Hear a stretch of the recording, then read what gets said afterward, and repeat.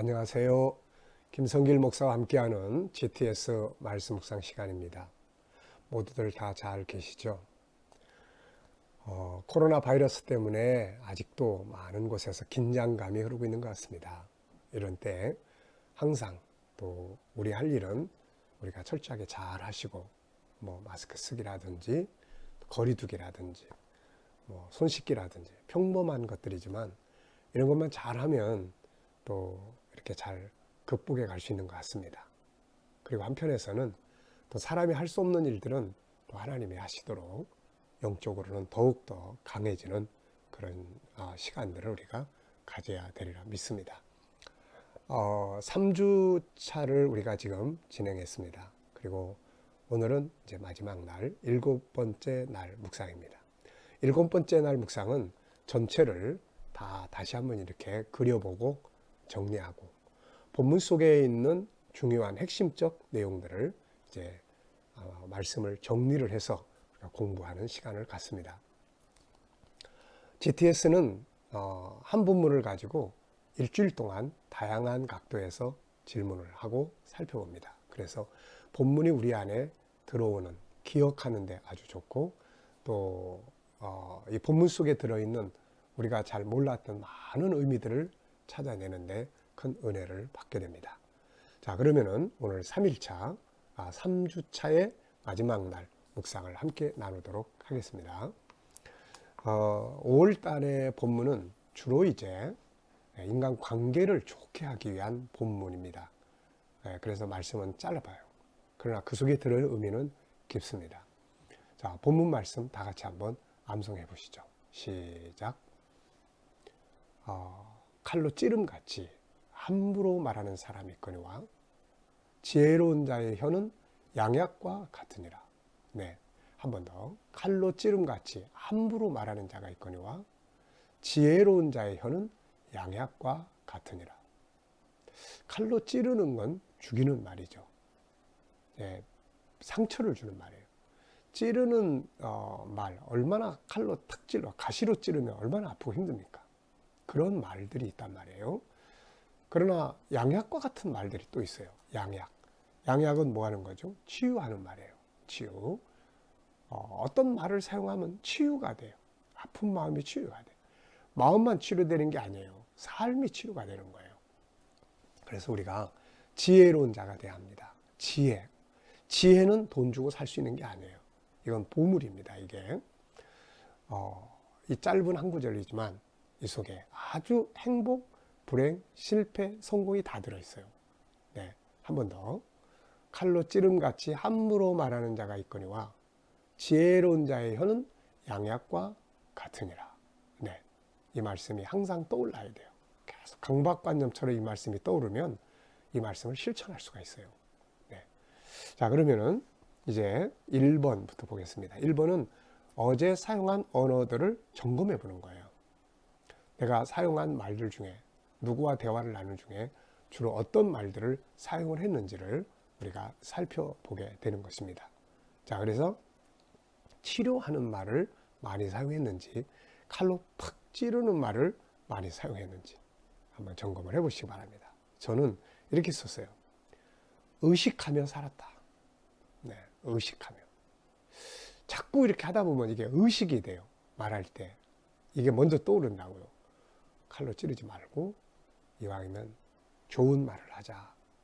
치료하는 말을 하자. 이게 의식이 되는 것은 실천할 수 있는 가능성이 굉장히 커지게 되죠. 네. 자, 두 번째입니다. 본문을 중심으로 3가지 이상 질문을 만들어 보고 답해보자. 이 GTS는 질문을 하는 훈련이에요. 질문은 답을 찾습니다.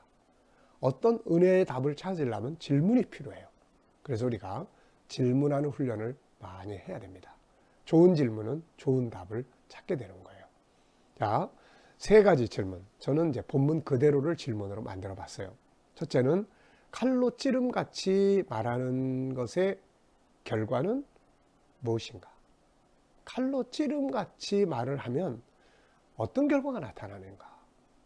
네, 한번 깊이 생각을 해보는 질문입니다. 칼로 찌름같이 함부로 말해. 그 다음 결과가 어떻게 되지? 나 행복하고 싶은데 no, 안 되는 거예요. 난 성공하고 싶은데 안 되는 거예요. 칼로 찌름같이 말하는 것은 절대로 성공 안 됩니다. 실패합니다. 그리고 행복할 수가 없습니다. 사람들의 인간관계 좋아질 수 없어요. 이런 사람 누가 좋아합니까? 네. 자, 그 다음에 두 번째는 양약과 같은 말의 결과는 또 뭔가? 양약. 그 사람하고 대화하면 할수록 치유가 돼. 그 사람하고 이야기를 하면 할수록 유익이 돼. 이거 정말 보물 아닙니까, 이거? 네, 이게 바로 보물이에요. 네. 자, 양약과 같은 말의 결과는 뭔가?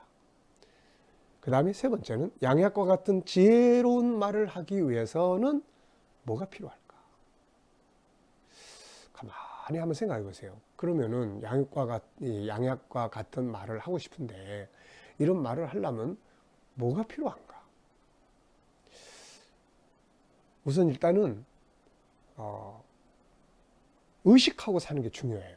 의식. 이걸 칼로 찌른같이 함부로 말하는 자. 지혜로운 자에는 양약과 같고 의식하는 거 아주 중요하고, 그 다음에는 자꾸 해버릇해야 돼요. 훈련입니다. 습관을 바꾸는 거예요. 언어의 습관을 이렇게 바꿔보는 거예요. 그 다음에는 성령님의 도우심이 있으면 아주 좋죠. 네, 인간의 힘만 가지고는 이게 잘 안 돼요. 그래서 성령의 도우심을 항상 구하는 게 아주 중요하죠. 세 번째입니다. 본문을 묵상하면서 가장 기억에 남는 것. 오늘 본문을 묵상하면서 가장 기억에 남는 것은 무엇입니까? 네, 저는 양약과 같은 말. 예, 이게 아주 양약과 같다. 아주 이게 정말 기억에 남는 말씀이에요. 자, 한 주간 동안 지나오면서 예수님과 관계된 나의 이야기 적어보기. 자, 첫째는 주님과 관계를 맺기 위해서 내가 한 일들은 뭔가? 하나는 묵상, 하나는 주님께 자꾸 묻는 거. 주님, 어떻게 생각하세요? 네, 자꾸 묻는 거. 그 다음에 의식하며 사는 거. 네, 이런 것들이 주님과의 관계를 유지해가고 연결해가기 위한 통로들이다, 이렇게 생각합니다. 자, 그 다음에는 이제 결과들인데요. 예수님 때문에 나는 어땠다? 저는 이 묵상을 하면서부터는 예수님 때문에 항상 행복하다는 생각을 많이 씁니다. 내 안에 이 말씀을 통해서 주어지는 역동성, 움직임이 있기 때문에 이게 참 좋은 거예요. 이게 없으면 습관적이고 형식적이고, 그럼 내면의 세계가 항상 그야말로 텅 빈 것 같은데, 이게 이제 묵상이 바로 그런 역할이죠. 나는 행복했다. 나는 예수님 때문에 절제했다. 네. 이게 예수님 때문에 절제를 자꾸 하게 되는 거예요. 잊어버리면 못하지만 기억되면 그래 내가 이렇게 하면 안 되지. 네, 이런 거예요. 본문 전체 묵상해보기 한번 암송해 보겠습니다. 간단하니까 시작. 칼로 찌른같이 함부로 말하는 자가 있거니와 지혜로운 자여는 양약과 같으니라. 칼로 찌른같이 함부로. 이 함부로라는 말은 절제 없이 그냥 무대뽀로 제약받지 않고 그냥 자기 식대로, 네, 뭔가 이렇게 통제를 좀 받아야 되는데요. 다윗은 입에 파수꾼을 세워달라고 기도를 했는데 우리 통제 없이 막 쏟아내는 거예요. 자기 식대로.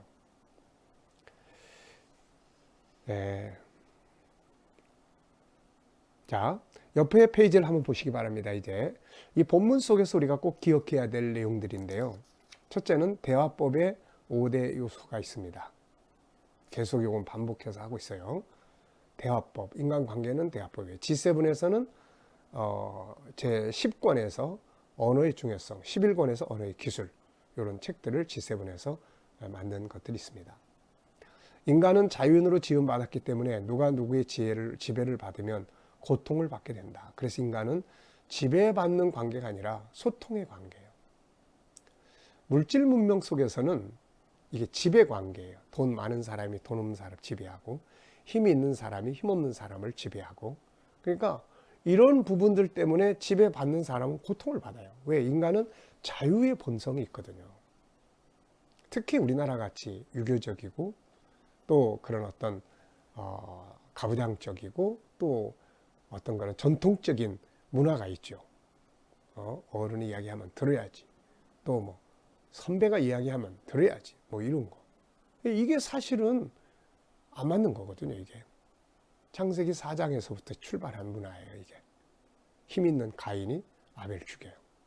힘 있는 또 그 후손들이 여러 여자들을 거느리고 살아요. 이게 얼마나 고통입니까, 이게.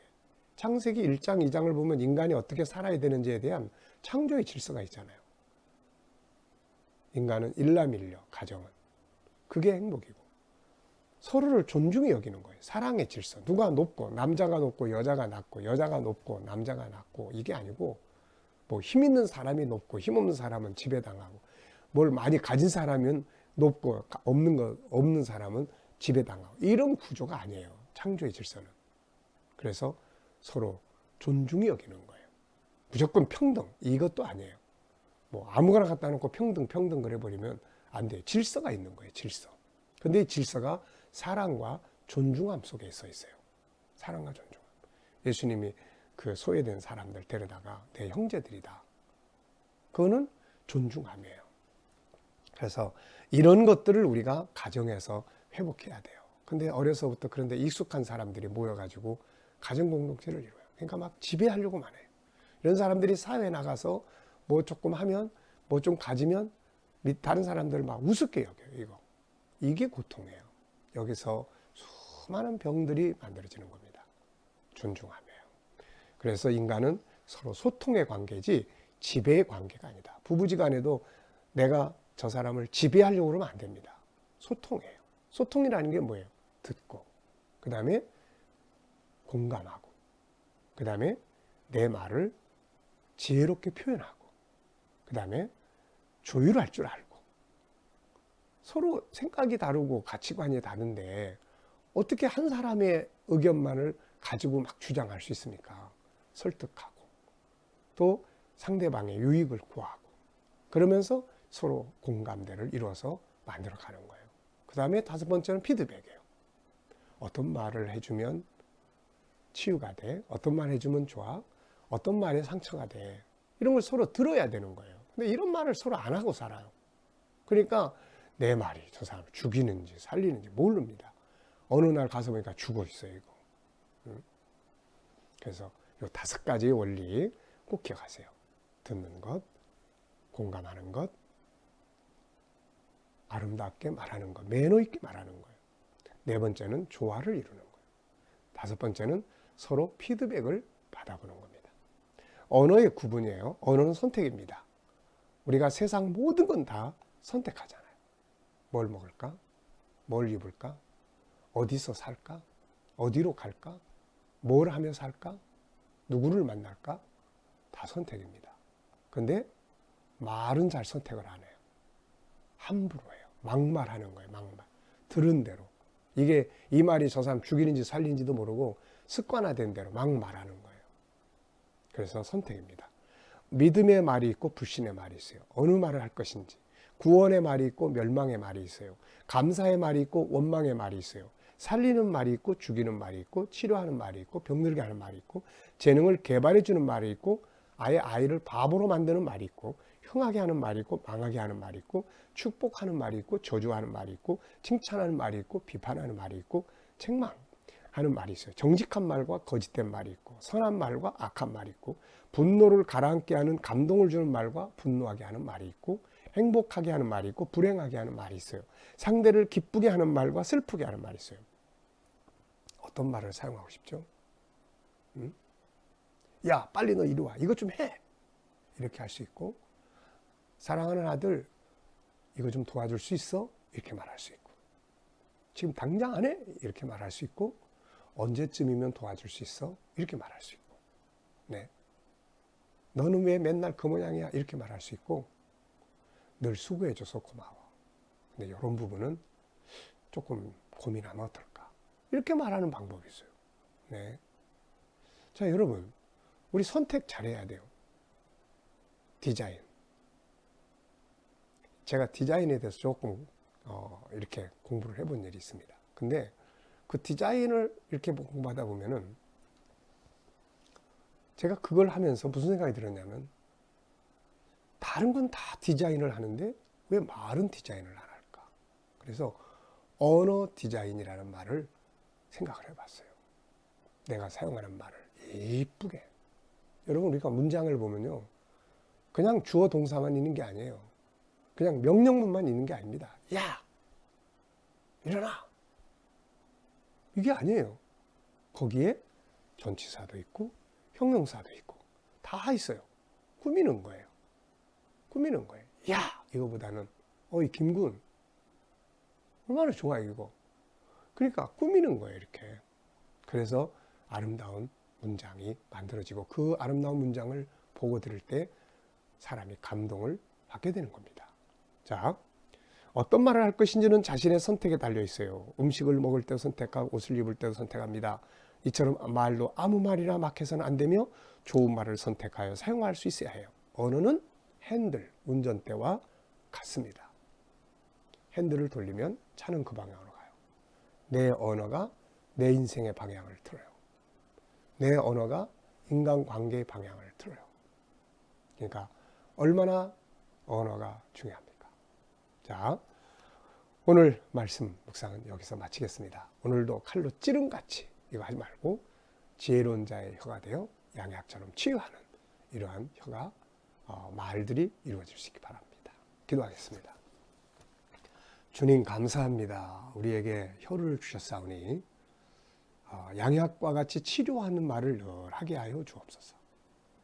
오늘도 우리 자녀들과 친척들, 이웃들 중에 믿지 않는 자들 주께로 다 돌아오게 하여 주시고, 오늘도 또 우리 자녀들, 주의 백성들 머무는 곳, 예배 드리는 곳, 저희들이 거하는 곳에 또 직장과 사업장에 은혜 베풀어 주시고, 또 하나님 지도자들에게 은혜 베풀어 주시고, 이 땅에서 속히 코로나 바이러스가 완전히 소멸되게 하여 주시옵소서. 그래서 모든 성도들이 공동체가 은혜 가운데 모여질 수 있도록 인도하여 주시옵소서. 오늘도 선교사님들과 사역들 위해 은혜 베풀어 주시고 북한 땅의 교회와 성도들 위에도 은혜 입혀 주옵소서. 감사합니다. 예수님의 이름으로 기도하옵나이다. 아멘.